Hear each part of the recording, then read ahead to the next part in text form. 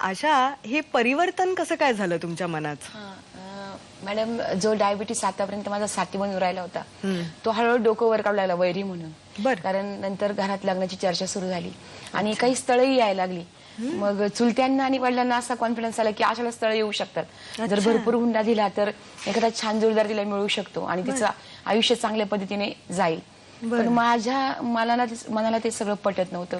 कारण हुंडा विरोधात कामं केली होती आतापर्यंत. आणि नितीन माझ्याशी लग्न करायला तयार आहे, कारण तो मला त्यांनी खूप अगदी खात्रीने सांगितलं की तुझ्या आजारासकट मी तुला स्वीकारायला तयार आहे. आणि त्यामुळे नितीनला मी त्यावेळेस होकार दिला. याच्याबद्दल तुम्ही कधी घरी चर्चा वगैरे केली होती? कारण लग्नासाठी ते स्थळ बघत होते. तर मग वडील तसे खूप स्ट्रिक्ट स्वभावाचे, कडक एकदम. मग त्यांना मी घरी विश्वासात घेऊन सांगितलं की एक नितीन डावखरे नावाचा माझा मित्र होता पूर्वीचा तो, पण तो आता माझ्याशी लग्न करू इच्छितो. तर तुमची जर तयारी असेल तर तुम्हाला एक सामाजिक हे पण वाटेल की चला मी आंतरजातीय विवाह करून दिला तर तुम्हाला काय वाटतं? जात वेगळी होती? हो, दोघांची इंटरकास्ट मॅरेज आहे आमचं. अच्छा. तर मग काय तुम्हाला काय वाटतं याबाबत? तर थोडे 5 मिनिट शांत झाले आणि लगेच हो म्हणाले. तुम्हाला तर एकदम धक्काच होतो की चालेल, माझा काही प्रॉब्लेम नाही, त्याचं नोकरीचं वगैरे. तर म्हटलं खाजगी करतोय सध्या, पण मला असं वाटतं की तो मला सांभाळेल. तर त्यावेळेस हो म्हणाले. पण नंतर मात्र मग सगळं कुटुंब एकत्र आलं. त्यांनी अनेक मित्रांचे सल्ले घेतले, तर काही निगेटिव्ह पण गोष्टी आल्या. घरच्या काकांना वाटले की हा मुलगा कदाचित श्रीमंत बापाची मुलगी म्हणूनही लग्न करत असेल, कारण नितीन बद्दल त्यांचं मत फारसं चांगलं नव्हतं. त्यामुळे तो आपल्या मुलीला नीट सांभाळेल की नाही, म्हणजे तो आता राहील की नाही, अशी एक ती भीती होती. म्हणजे मला आजही त्यांचं मन मी समजू शकते. बरोबर आहे. आणि दुसरी गोष्ट की खेड्यात वाढले होते. आंतरजातीय विवाह म्हणजे परत इतर बहिणींनाही प्रॉब्लेम येतो की काय लग्नाचा, ती एक भीती सगळ्यांच्या मनात होती. नंतर असं झालं की हिच्या घरच्यांनी मला येऊन समजावायचा प्रयत्न केला. त्यांनी जेव्हा सांगितलं की तू आमची मुलगी डायबेटिक आहे आणि तिला प्रेग्नन्सी मध्ये प्रॉब्लेम येऊ शकतात आणि हे सगळं तुला पेलणारं नाहीये. आणि दुसरी गोष्ट आमची अशी हे लग्न आम्ही होऊ देणार नाही. ही काळ्या दगडावरची रेघ आहे. बरं. तुला आमचं चॅलेंज आहे, तू हे लग्न कसं करायचं तू ठरव, कसं रोखायचं ते आम्ही ठरवू. त्यानंतर मग आशाला खऱ्या अर्थाने घरातून त्रास व्हायला सुरुवात झाली. नंतर काय झालं मॅडम, मला आशाला संपर्क साधणंच मुश्किल झालं, कठीण झालं. म्हणजे मला काहीच माध्यम नव्हतं, काहीच. मित्र जे जाऊन आले तिथे, तर तिथं कळलं की आशा नाहीच आहे तिथे. आणि मग मला त्यांचे शब्द आठवले की आम्ही आमची एकुलती एक मुलगी असली तरी आम्ही तिचं काही करू, पण तुला तुझ्याशी लग्न करून देणार. आणि मग त्या टेन्शन मध्ये 2-3 दिवस मला जेवलो नव्हतं मी. आणि हिची मैत्रीण वर्षा, तिचा ग्रुप तो सगळा कल्याणवरून ही लोक मंचरला आली सगळे. आणि वर्षाने मला विचारलं, नितीन तुझं काय म्हणणं आहे? म्हटलं मला अशाशी लग्न करायचंय, मला बाकी काय माहित नाही. तर म्हटली मग चल आत्ताच्या आता धुळवडला चल. पण ते आक्रमक पाऊल होतं. तिच्याबरोबर तहानं मुलगा होतं, तिचं लहान बाळ होतं. बापरे. आणि तिचे मिस्टर होते बरोबर, ती संघटनेतली मुलं होती. आणि ते सगळे लाट्या काट्या सगळं अशा बेताने आले होते. तर म्हटलं हे योग्य नाहीये. आणि मी घाबरलो थोडंसं. म्हटलं की हे योग्य नाहीये. वर्ष म्हटली त्यांना इथेच थांबू दे, तू माझ्याबरोबर चल. म्हटलं ठीक आहे, काय असेल ते असो.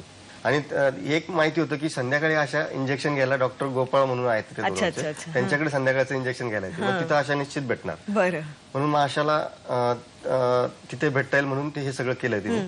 आणि मग तिच्या बरोबर मी एसटी स्टँडवर आलो. तर ते योगायोगाने माझे एक मित्र होते, नितीन बाळासराफ नावाचे, ते तिथे भेटले मला.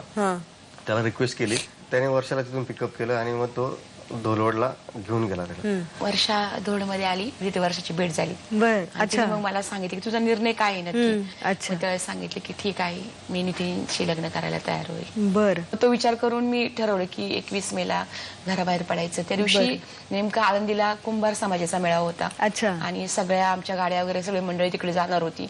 आणि तोच दिवस आमचा लग्नाचाही ठरला होता. आम्ही सकाळी मी वडिलांबरोबर आम्ही जेवायला बसायचो, भाऊ वगैरे एकत्र कुटुंब असायचं. आणि त्यावेळेस सगळे एकत्र जेवायचं. मी अगोदर जेवून घेतलं.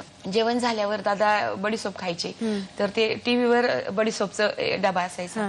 तर त्याच्याखाली मी चिठ्ठी लिहून ठेवली होती की तुम्ही लहानपणापासून मला खूप वेगळं आणि मोकळं घडवलं, खूप फ्रँक आणि खूप प्रेम दिलं की त्याची किंमतच होऊ शकणार नाही.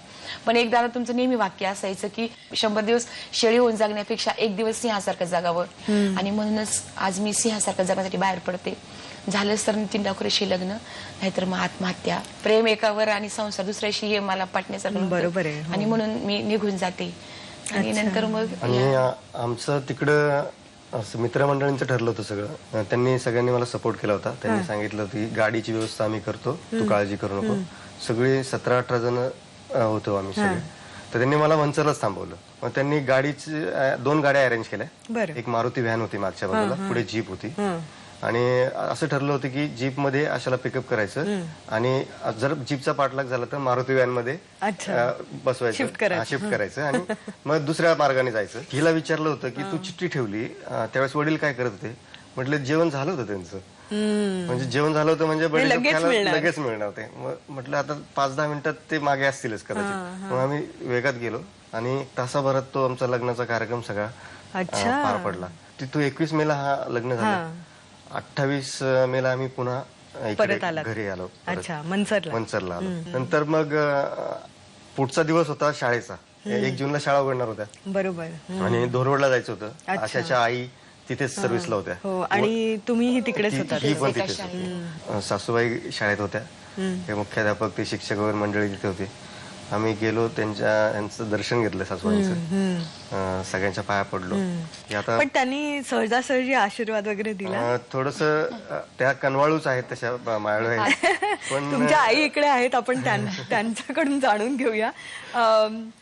जेव्हा तुमचा आधी विरोध होता आशाच्या लग्नाला नितीन बरोबरच्या, आणि मग नंतर ते आशीर्वाद घ्यायला म्हणून तुमच्या समोर आले, तेव्हा तुमची काय प्रतिक्रिया होती? मनातून इच्छा नव्हती त्यावेळी, पण अचानक शाळेमुळं तसंही घडलं. बरं, पण मग तुम्हाला जेव्हा म्हणजे हा अनुभव मिळाला, म्हणजे घरच्यांना पहिल्यांदा भेटत होतात तुम्ही एवढ्या दिवसानंतर, जेव्हा धोरड सोडलं तेव्हा एकदम भरल्या डोळ्याने धोरडकडे पाहिलं की आता हे सगळं तुटणार आहे.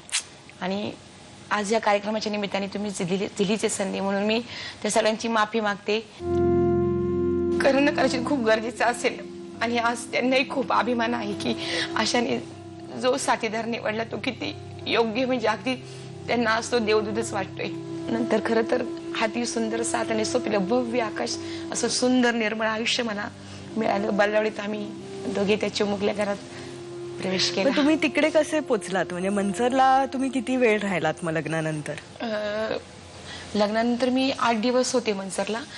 तर ज्या दिवशी घरात पहिलं पाऊल टाकलं तेव्हा स्वागत खूप छान केलं सासू सासऱ्यांनी. त्यांनी मला खरंच नंतरच्या काळात कधीच आई वडिलांची जाणीव होऊ दिली नाही. आणि मग 8 दिवसांनी बल्लावाडीला गेलो. बल्लावाडीला ह्या काम तर करतच होते शाळा 1 जूनला. आणि तुम्ही काय करत होतात तेव्हा? मग तुमचं? मी फोटोग्राफी. आणि असं ठरवलं होतं की आता आशाला साथ देणं गरजेचं आहे. बरोबर. जिथं हिची आई आणि ही शनिवारच्या शाळेसाठी मुक्कामी राहायची ज्या खोलीत, त्याच खोलीत, तीच खोली आम्हाला पुढे मिळाली. छान खोली होती, असं कौलारू घर होतं, पुढे अंगण होतं, छान वातावरण होते. पण आशा आजारी पडली. एकदमच थंडी ताप यायला लागला, शुगर वाढली होती. मला काय त्यावेळेस डायबिटीसचा काही अंदाज नव्हता आणि तिचा आजार आटोक्यात येणार. मग मी तिला घेऊन मंचरला गेलो. तिथं तिला विचारलं, आशा ही कंट्रोल होत नाहीये, तर तुझे जुने तिकडे असताना कोणत्या डॉक्टरांकडे जायची? मग तिने सांगितलं की कन्से डॉक्टर म्हणून आहेत आळेपाट्याचे, तिथे मला 1-2 वेळा ऍडमिट केलं होतं. तिथे मला कंट्रोल झालं होतं सगळं डायबिटीस. मग मंचरून मी जीप मध्ये घेऊन आशाला तिथे घेऊन गेलो. 4-5 दिवस तिथे ठेवलं होतं तिला. एक दिवस डॉक्टरांनी अचानक सांगितलं मला की तू ऍम्ब्युलन्स मागव, हिला पुण्याला ताबडतोब हलवावं लागेल. आणि मग जोशी हॉस्पिटलला तिथे गेलो आम्ही. जोशी हॉस्पिटलला डॉक्टर काळे आले आणि सगळं व्यवस्थित झालं. आणि मग आशाने त्यांना पाहिल्यानंतर काय प्रश्नच मिटला सगळा. नितीन, तुम्ही म्हणालात की आता आशाची तब्येत ठणठणीत झाली होती आणि तुम्ही घरी व्यवस्थित बल्लाळवाडीत संसार करू लागला होतात. तेव्हाचे दिवस कसे होते? म्हणजे तुम्ही काय करत होतात त्यावेळेला? आशाजवळ राहायचं होतं, त्यामुळं एक शॉर्टकट व्यवसाय निवडला मी फोटोग्राफीचा. बरं. जेणेकरून मी ऑर्डर करून येईल आणि आशाजवळ राहील. पण छान चाललं होतं सगळं. सहवास आशाचा जसा तुम्ही इमॅजिन केला होता तसा होता. अगदी तसं. मध्ये शाळेत जाऊन मी तिला हेल्प करायचो. फळे रंगवू लागायचो, शाळेत कार्यक्रम, सांस्कृतिक कार्यक्रमात मदत करायचो. एकूण खूपच छान दिवस होते ते बल्लावाडीचे. मग पुढे मूल झालं तुम्हाला? हा, आकाशच्या जन्माची चाहूल लागली, पण पुन्हा थोडंसं टेन्शन होतंच डोक्यात. बरोबर, कारण मधुमेह आणि प्रेग्नन्सी म्हणजे खूप. आणि लग्नाआधी त्याच विषयावर जास्त टॉर्चर केलं तुम्हाला की तिच्या प्रेग्नन्सी मध्ये ती जाईल. मग आम्ही परत सुभाष काळे डॉक्टरांकडे गेलो. त्यांचा सल्ला घेतला. मग त्यांनी सांगितलं की फॉलोअप ठेवा, पुण्याला येत राहा. नंतर 26 नोव्हेंबर 91 ला आकाशचा जन्म जोशी हॉस्पिटलला झाला. अरे वा. पण त्या काळात म्हणजे आर्थिक परिस्थिती कशी होती तुमची? कारण ही सगळी धावपळ करायचं, ये जा, आणि मधुमेहाला लागणारी जी इन्सुलिन, मला वाटतं रोज किती घ्यावी लागायची? 2. परिस्थिती म्हणावी अशी चांगली नव्हतीच. आशाचाच पगार खऱ्या अर्थाने म्हणजे त्या पगारातच चाललं होतं. आणि अशा पद्धतीने पुण्यापर्यंत सगळे उपचार ते केले.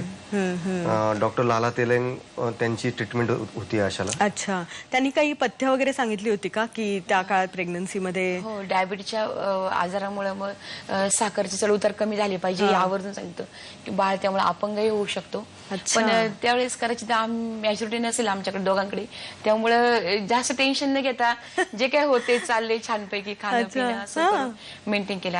नंतर डॉक्टरांनी सांगितलं त्याप्रमाणे मग आम्ही ऍडमिट झालो. पण झालं की ऍडमिट झाल्यानंतर तिसऱ्याच दिवशी आशाला त्रास व्हायला लागला. अरे बापरे. मग त्यांनी ठरवलं होतं की हे आपण प्लॅन करून डिलिव्हरी करू, सिझर करायचं. आणि पण धावपळ झाली त्यातही.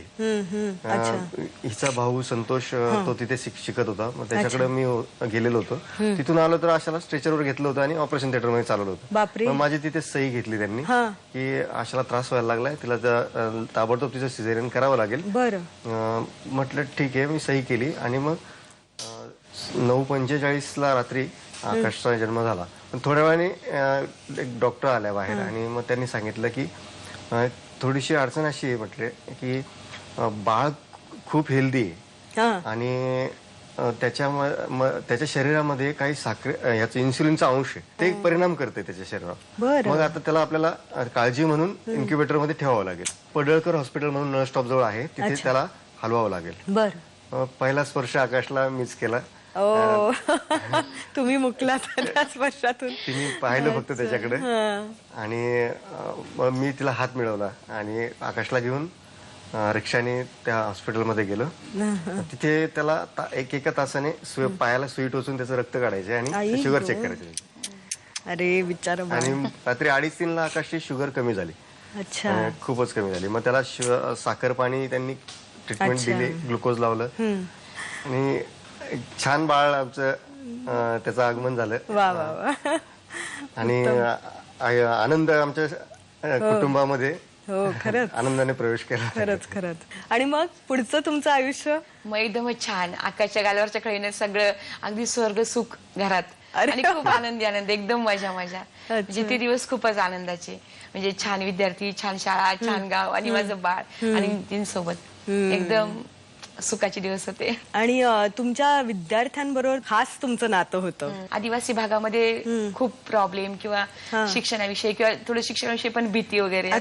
पण माझ्याशी खूप त्यांचं मोठं रिलेशन. आलम्याला असताना गाडीचा प्रॉब्लेम असायचा येण्या जाण्याचा वगैरे, तर मग पायी यावं लागायचं. आकाश माझ्या बरोबर असायचा बोटडोरून. मग त्यावेळेस मग बाई इकडे जाणार का म्हणून मग सगळी मुलं, चला बाई तुम्ही म्हणता नाही व्यायाम पण करायचा घरी, मग आम्ही तुमच्यावर येणार पळत. मग आम्ही सगळे पळत त्या रस्त्याने 3 किलोमीटर पळत यायचं. आणि मग मुलं परत सगळी जायची घरी. आलम्याला तुम्ही गेलात कधी बल्लालवाडी सोडून? 1993 मध्ये गेले मी. 4-5 वर्ष इकडे होते. फक्त राहायला बल्लावाडीलाच होतो, पण आलम्याला सर्व्हिसला होतो. अच्छा. मग पुढे मी पण तिथेच सर्व्हिस करायचं असं ठरवलं. बरं. तिथे एक आश्रमशाळा तिथे निघणार होती.